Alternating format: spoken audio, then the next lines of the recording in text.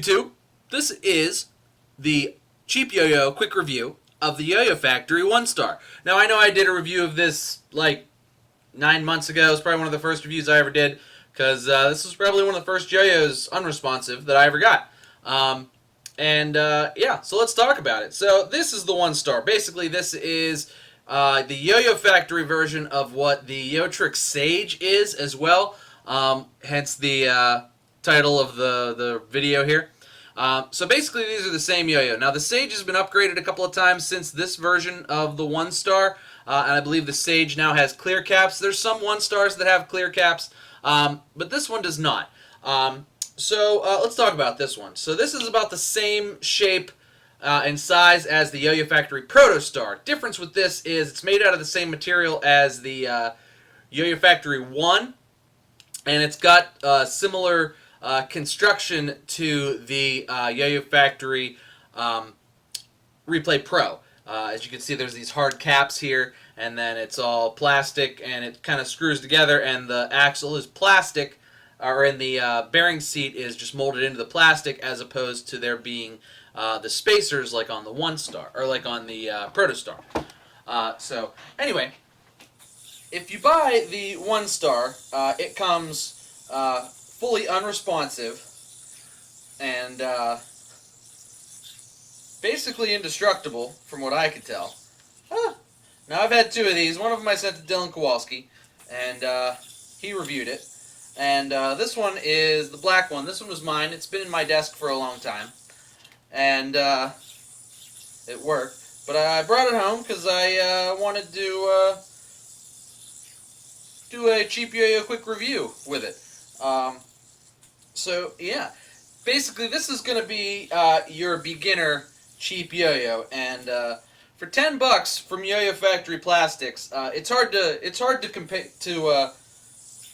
to complain about this. In all honesty, it's pretty vibey.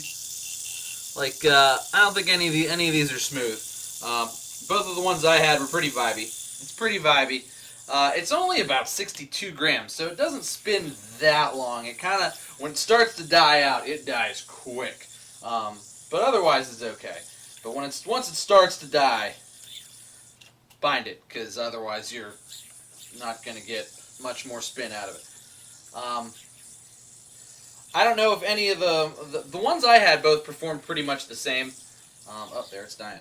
And if you whip it around, it's not super duper stable, but gets the job done.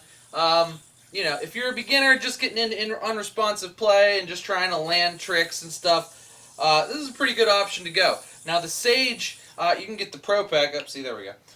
Now the Sage, you can get the Pro Pack, I think, for like $20, and it comes responsive, and then you can put an unresponsive bearing in it. But still on Yo-Yo Expert, there's a ton of these in a ton of different colors that come just unresponsive with the center track or the old flat bearing from YoyoFactory. So let me show you the construction of it real quick. As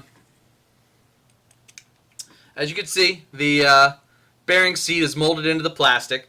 That's probably why it's not very smooth, but comes with the center track bearing, which is great because, you know, worst comes to worst, you don't use it anymore, you can always harvest the bearing and use that in something else. I like the center track bearing. I think it's pretty good. And the one that came in this one is pretty good center track. So, yeah, and they look cool. They come in pretty cool colors. Performance is, you know, but for $10, it's not bad. I mean, perform a little worse, I'd say, than a Replay Pro would. A little vibier. They don't spin as long.